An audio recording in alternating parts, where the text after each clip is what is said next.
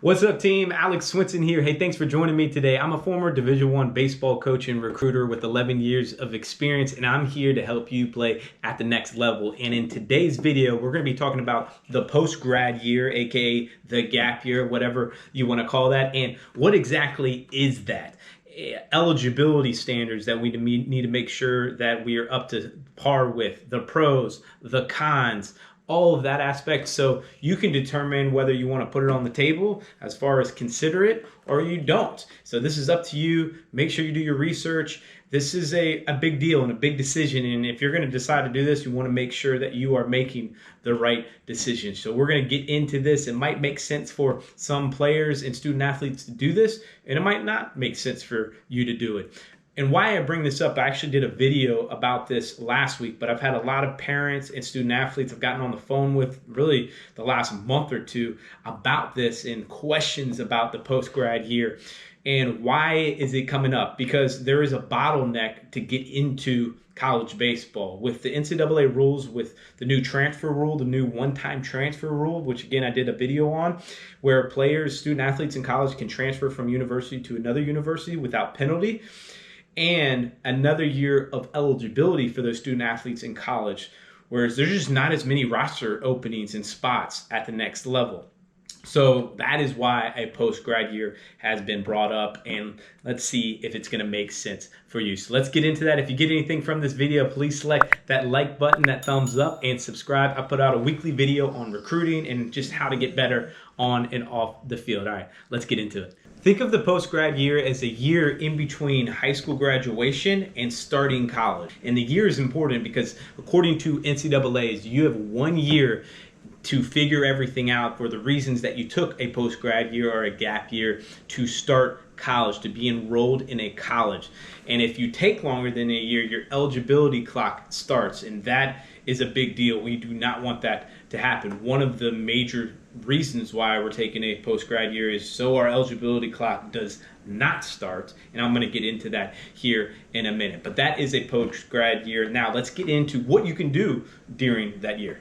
The way I look at it is you have 3 options to pursue your post-grad year. The first one is you can go to an academy, and one of the most popular academies in the country for post-grad student athletes is the IMG Academy in Florida. The second option is you can go to a prep school that focuses on post-grads, and the third option, really the last option in my eyes of what I look at, is it can be self-guided. Now, what can you be doing? What is allowed during this post-grad year? Well, you should be focusing on your athletics. You can focus on your athletics. You can train. If you go to academy or a prep school, you can actually play games, and you can actually play against other colleges, meaning junior colleges or D3 programs, even sometimes D2 programs. Now, you cannot play for those programs or your eligibility clock starts as you go, but you can play games, and that is a big positive. You need to be training, right? This is one thing that you need to be doing, is getting better. This is one probably reason why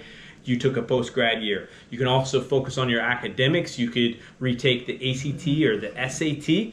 You can actually take college courses. You can take up to 9 credits per semester. You have to basically be a part-time student in college. You can do that. Now, if you take 12 credits or more, that is a full-time student, and your eligibility clock would start. Again, we do not want to do that. And that's one reason why we are taking a post-grad year, so we don't have our eligibility clock start.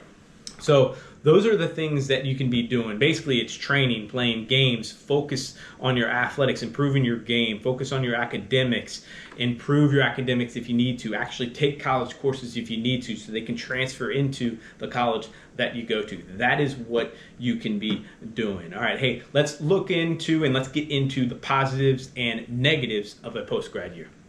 We're going to start with the negatives, and the first one I want to go over is it breaks up the natural flow from high school to college. You're intentionally breaking that up, and there's something about going from high school into college. There's an excitement about it, right? I think most student athletes look forward to going to college. Well, you're taking a year off, and yes, you can take college courses at a junior college or maybe even online, but you're not getting that college experience. So that's a negative in my eyes, okay? It might not be a negative for you, and these are my opinions as I go through this. The second one is it's money. If you decide to go to an academy or a prep school, it is money. And a lot of these academies are a lot of money, almost like a college tuition. Now, self-guided, I'm sure it's definitely lower than going to an academy or a prep school, but you're going to be training. You should be getting coaches and personal trainers and specific coaches to help you with your position and retaking the test. And if you're taking college courses, it's going to cost money. Okay, in addition to the college that you're going to go to for the next 4 or 5 years after that. So just think of that aspect of it. And the last one I would say is there is no guarantee that you're going to be recruited and play for a college team after taking a gap year. There's just no guarantee. And I definitely want to give you caution as you make this decision on your own. If you're thinking about doing this, is if you are not getting any interest from junior colleges, NAIA, Division III, Division II, Division I, you're not getting any interest, it might not be a good idea for you to take a gap year, because there's got to be a big improvement for you to get interest in this next year, if that makes sense. Okay, I just want to be real with you. I want you to be realistic about your own ability and realistic with your recruiting process. So if you are, and this is one thing, if you are just looking at Division I's and Power Fives, guys, you need to expand your list from lower Division I's to D2s, D3s, NAIA schools, junior colleges. Expand your list to see what your interest is, see what coaches are saying about you, get evaluations from these coaches, go to showcases and camps. Especially if you're 2022 right now, or junior, or going into your senior year, or you are a senior, a lot of the Division I's are done.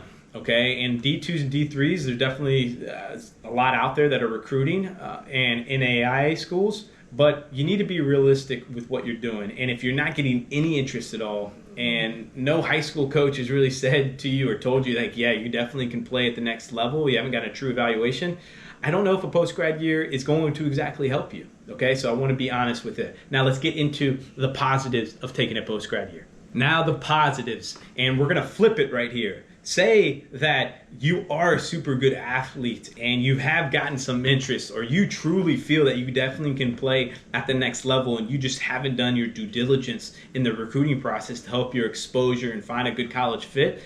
Well, a post-grad year gives you another year to be recruited, all right? It gives you another year to work on, this is another positive, work on your athletic ability, work on your strength and conditioning, work on your academics, just to help your profile as a player and student athlete. It helps you get just a full year. And again, on the other side of the positive side, a lot can happen in a year, okay? I do want you to be realistic. That is very important to me. But if you are on the fringe and you've gotten a little bit of interest from schools, or hey, you do have certain measurables that match certain schools from a Division III, Division II, or Division I aspect, but again, that bottleneck has been really tough on you this year, and schools are like, hey, we just don't have any more spots. We're interested, but we just don't have any more spots. A post-grad year might be a good option for you, and you can get ahead of taking some college credits if you want, or retake an ACT or ACT course to help improve your test scores. And I know not a lot of schools are taking those scores, but it does help if you have that and you do a good job on those scores. It can also help with your GPA if you need to take it like an extra year as far as helping take college course and you do a good job. That helps a lot with admissions in these college coaches. And another aspect of it, it just helps you mentally. I think you maturing another year can help and be a positive. So from an athletic, academic, a physical side, and a mental side, it gives you another year to improve, which is a big, big positive. But that said, you gotta have good self-awareness and awareness of the situation at hand. What have you done in the recruiting process? If you've been super proactive, if you have been reaching out to schools, you've been really exposed, you've sent out your recruiting video, you've talked to these college coaches, and you just haven't got anything back, might not be a good idea for you. You might just want to go to college and be a student there. Now, if you have done, or maybe you haven't done any of that, right? And you do have certain tools, and coaches have told you have certain tools, it might be a good idea to get everything checked in line and go through this recruiting process. that is what I got for you today. Hopefully you learned something here. And if you have any questions, please ask below in the comment section or email me, and I would be happy to answer this for you. I hope you got something from it, and I will see you in the next video. Take care.